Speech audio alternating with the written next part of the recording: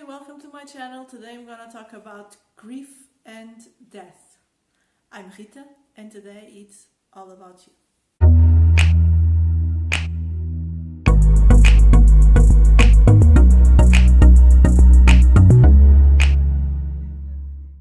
When we think about death, we think about the unknown. Scientifically, death is the end of biological functions that sustain the living organism.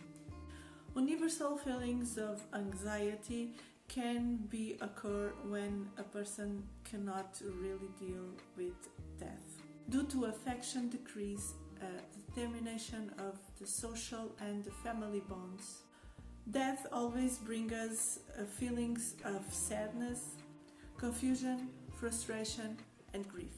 Grief is the normal psychological, emotional response of loss. It doesn't have to be a loss of a person, it can be of something that we really love. And this emotional response is really important for our brain to deal with these lasting things or persons or whatever the main object of our loss is. The main focus on death education is to find mechanisms that can cope with grief. With this help, death becomes much less a taboo and is something that we all can think about without the feeling of pain and sadness and all the negative feelings that usually we feel when we think about death. And this is something that it should be really be taught in schools and in our households too. And this should be used and taught with children in a way that all of us could really deal with grief in a much more healthy way. Without this death education, it's very easy for us to feel fear, anxiety, and other experiences that can be very traumatic and can be related to death. In this matter, people can really experience critical depression, the increase of alcohol and or drug abuse, violence, social isolation, anxiety, panic attacks, and other feelings that really show that death is something that people doesn't really think about it and doesn't want to think about it because they are afraid of all of these feelings. Nowadays technology helps us in many fields, but in the medical field it's one of the most developed field.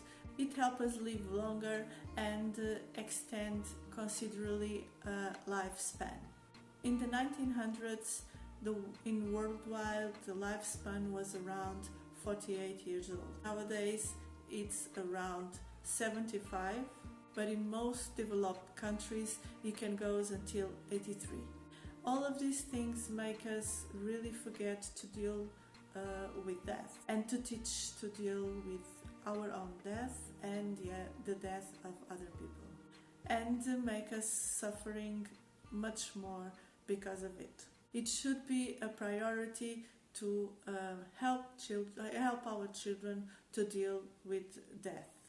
If we can teach all the human development and if we can teach how babies are made and how babies are born, why not teach the normal death procedures and everything that happened without being afraid that we are traumatizing our kids. This should be something that should be really present in our kids' education in order for them to just cope in a much more healthy way and much more natural way, or something that is going for sure to happen. Grief, on the other way, is a natural cope mechanism that our emotional system use. The first stage we are in total denial, but then it became the anger and the feeling of the unfair of the situation. Bargaining, depression and acceptance are all the stages that usually we have to deal with when we deal with grief. All these stages are necessary, but they usually are not. Not everybody deal with all of them. Some people have process that they are a little bit faster.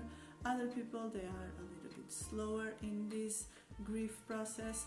But the main thing is all these mechanisms help people to live without their loss. We need to start to talk more about death in our schools. Not just the physical part of death, but the emotional one. If it's so important for us to teach the physiology of people and animals, it should be very important to teach about the psychological effects of some things. And death is something that we all gonna deal one way or the other during our life. And that's all for today, guys. I hope you like it. I hope you subscribe to the channel. I hope you leave a thumbs up, comment if you want, and I'll see you next time. Bye!